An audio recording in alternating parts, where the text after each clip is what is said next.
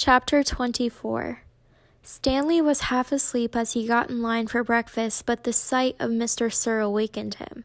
The left side of Mr. Sir's face had swollen to the size of half a cantaloupe. There were 3 dark purple jagged lines running down his cheek where the warden had scratched him. The other boys in Stanley's tent had obviously seen Mr. Sir as well. They had had the good sense not to say anything. Stanley put a carton of juice and a plastic spoon on his tray. He kept his eyes down and hardly breathed as Mr. Sir ladled some oatmeal-like stuff into his bowl. He brought his tray to the table. Behind him, a boy from one of the other tents said, "Hey, what happened to your face?" There was a crash.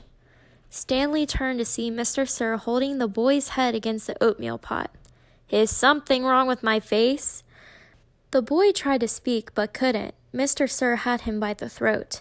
"Does anyone see anything wrong with my face?" asked Mr. Sir as he continued to choke the boy. Nobody said anything.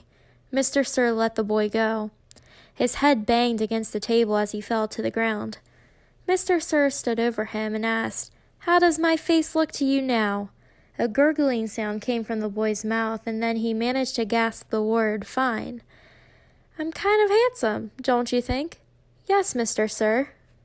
Out on the lake, the other boys asked Stanley what he knew about Mr. Sir's face, but he just shrugged and dug his hole.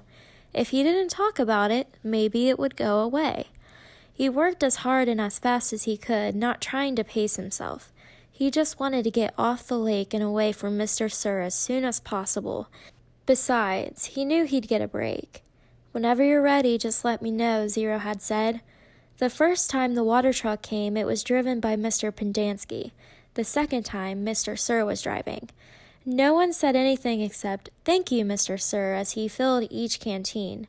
No one even dared to look at his grotesque face.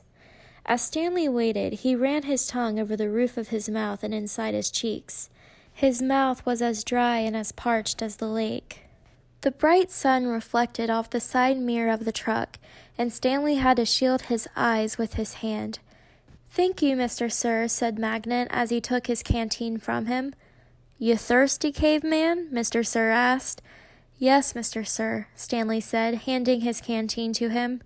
Mr. Sir opened the nozzle and the water flowed out of the tank but did not go into Stanley's canteen.